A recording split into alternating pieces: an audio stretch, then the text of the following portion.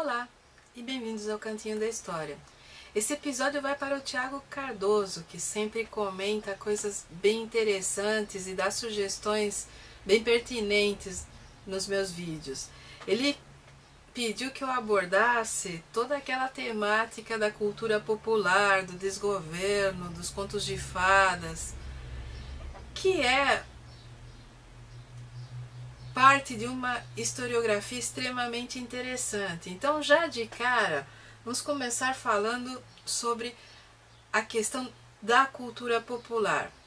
Eu já dei algumas dicas sobre essa temática ao abordar a obra do Ginsburg, ao falar sobre o paradigma indiciário e em outros vídeos. Mas vamos começar com a questão dos contos de fadas. E a fonte normalmente é esse livro aqui, O Grande Massacre de Gatos e Outros Episódios da História Cultural Francesa, do Robert Darnton.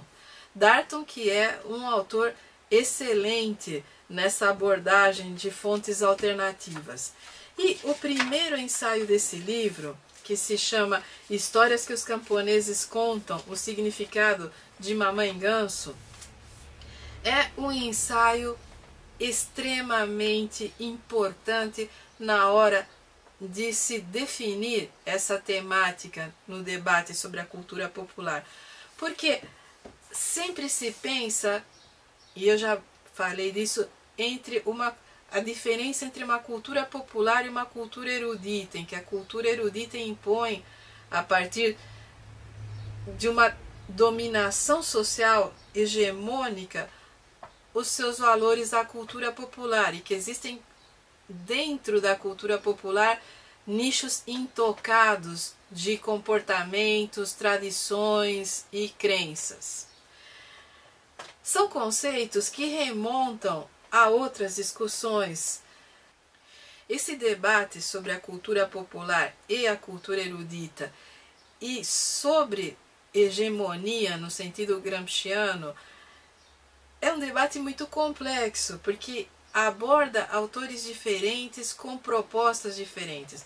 No caso do Darnton, em seu ensaio vai dialogar diretamente com as diversas interpretações de cultura popular, tanto no meio científico quanto no meio psicológico. Então ele dialoga com Bruno Bettelheim e a sua proposta de leitura dos contos de fadas como metáforas da sexualidade, e ele dialoga com as correntes antropológicas que jogaram essa cultura popular no âmbito do folclore, e vai propor uma interpretação de história social nos contos de fadas. Vai mostrar que se o camponês tinha 12 filhos e abandonava os 12 filhos na floresta para morrer porque não tinha o que dar de comer para eles, existe um contexto social nisso. A Europa passou por períodos medonhos de privações, de pestes, de guerras, e é evidente que os camponeses nunca tinham comida suficiente. Existe a questão das madrastas malvadas, e é claro que numa época em que a mortalidade feminina era imensa, a maior parte das crianças cedo ou tarde acabava tendo uma madrasta. E as madrastas, é claro, dariam prioridade aos próprios filhos e não aos filhos já preexistentes no casamento. Por aí, o Darnton vai abrindo a perspectiva histórica dos contos de fadas e vai mostrando que existem vários discursos e que essa cultura vai muito além dos contos de fadas, porque os contos de fadas antes do Perrault e antes dos irmãos Grimm eram tradições orais, eram histórias que se narrava em torno à lareira, em torno ao lume, e permitiam que as identidades comunitárias se construíssem e se fortalecessem. Dentro desse âmbito também existiam provérbios, charadas e rimas, principalmente nas comunidades do Reino Unido, as nursery rhymes.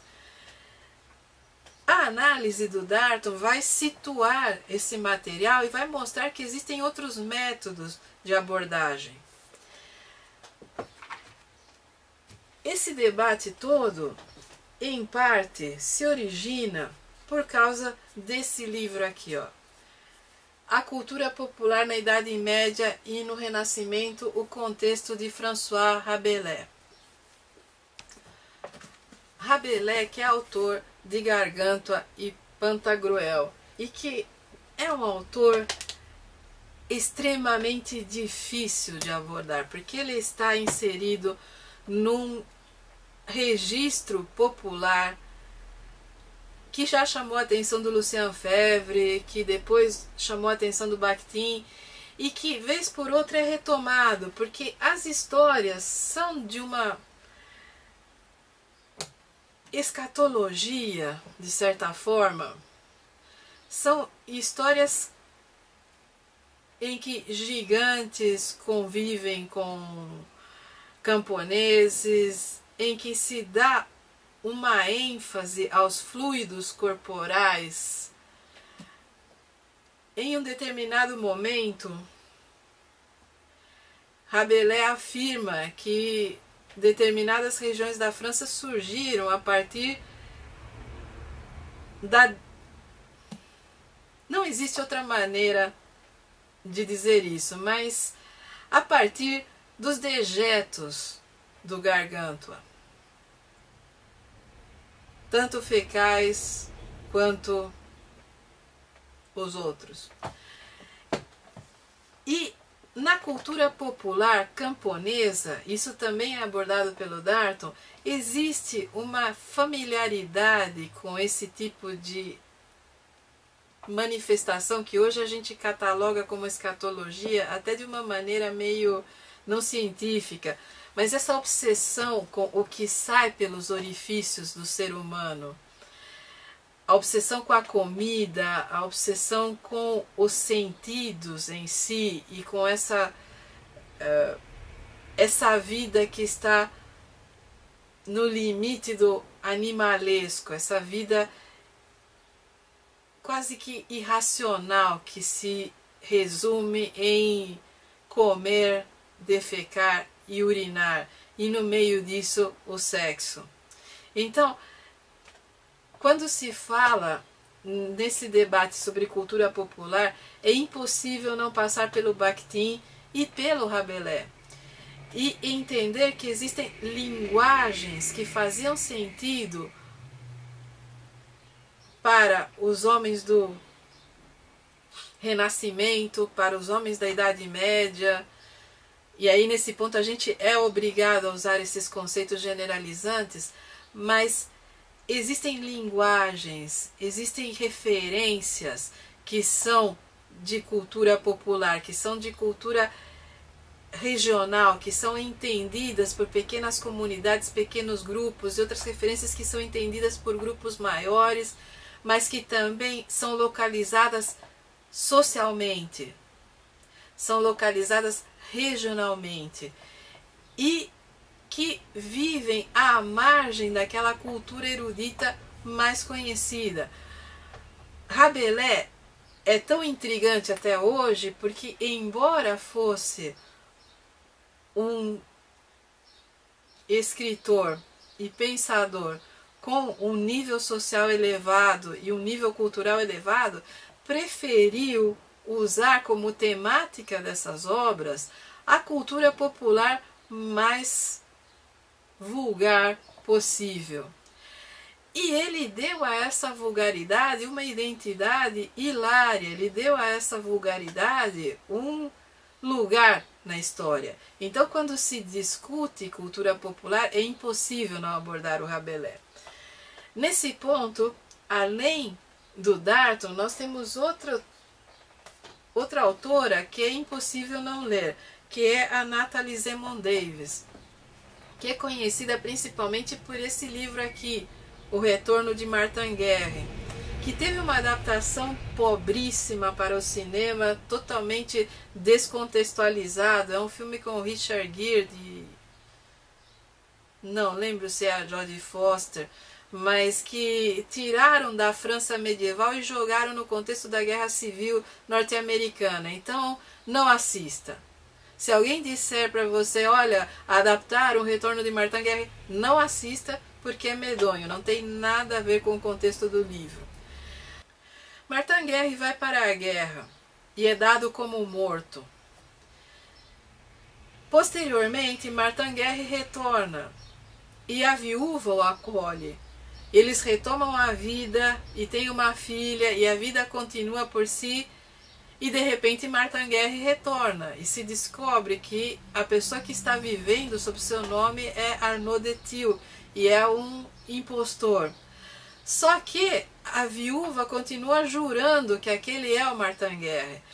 A partir de toda essa confusão, a Natalie Zemon Davis analisa a questão das identidades. Seu outro livro, que nesse ponto é o que nos interessa, é esse aqui, Culturas do Povo.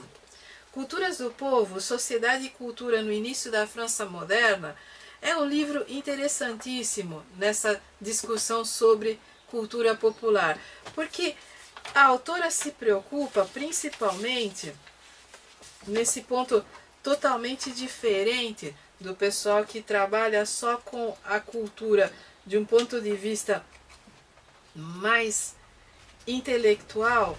Ela se preocupa também com a sociedade que está gerando essas culturas.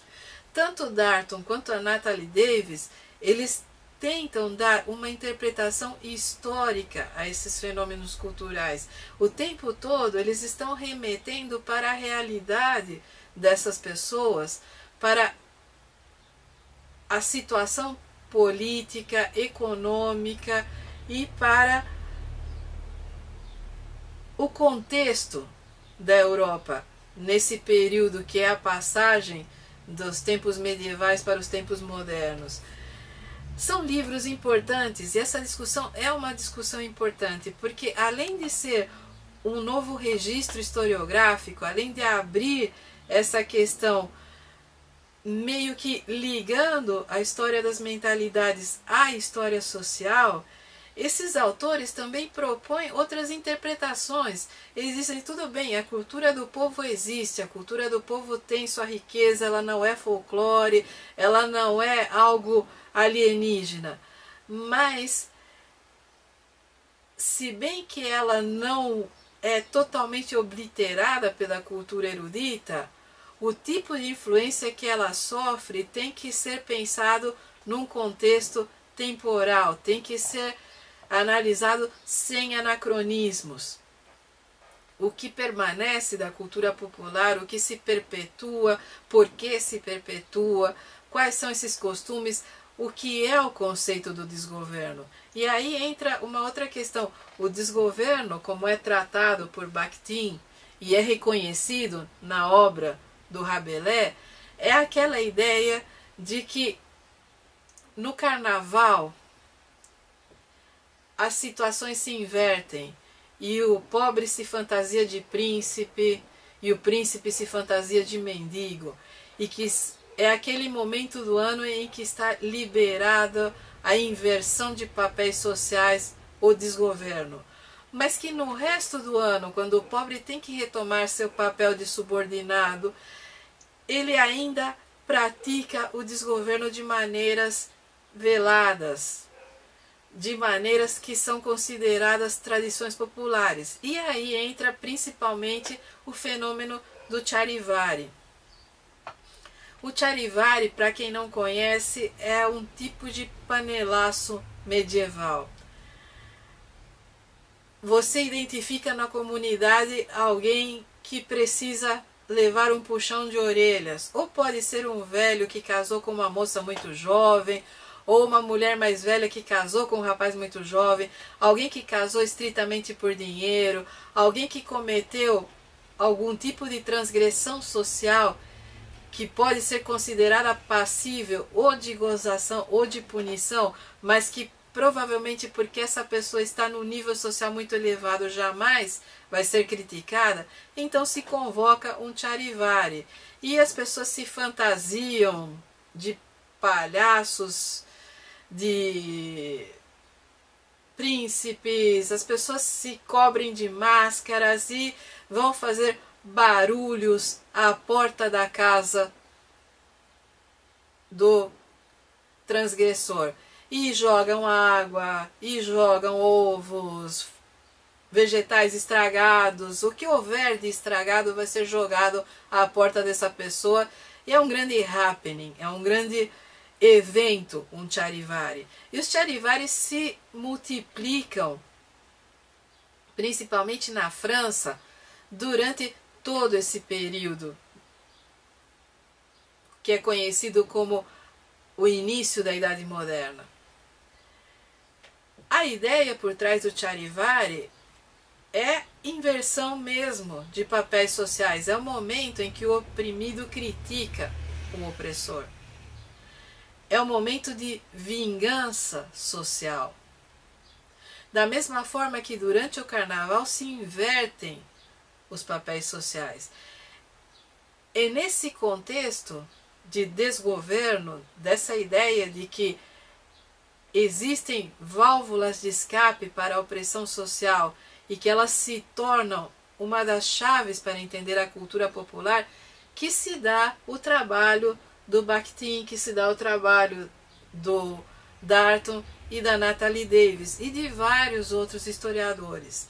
Interessante, ao analisar essas obras e ao tomar contato com esse tipo de material, é que não são obras baseadas apenas em um contexto mais intelectual, não são obras baseadas apenas em fontes periféricas. Há um trabalho muito sólido de análise documental, há um trabalho que contrasta a análise do discurso da tradição com a análise de fontes judiciárias, de fontes religiosas. É um trabalho extremamente erudito, não é qualquer historiador que empreende esse tipo de análise. Até porque, gente, olha a idade da obra do Rabelais. Esta é uma edição que eu recomendo a todos. Ela é da editora Itatiaia e é uma edição crítica, ela tem notas de rodapé, ela tem uma introdução situando o Rabelais e ela vem com ilustrações originais muito, muito interessantes. Então, para poder ler o Bakhtin, para poder entrar nessa discussão, sempre é bom ir na fonte, ir no Rabelais e ver o que é que está sendo tratado e como é que nós, da nossa pós-modernidade, podemos olhar o homem que foi François Rabelais. Então, sobre o desgoverno, sobre os contos de fadas, sobre a cultura popular, há muito para se ler e é um tema muito, muito interessante. Quem tiver qualquer dúvida, como sempre, vai lá na minha página no Facebook, Cantinho da História, ou vá no meu blog, que vai passar aqui embaixo. Comentários, críticas, mais questões, pode mandar que eu respondo.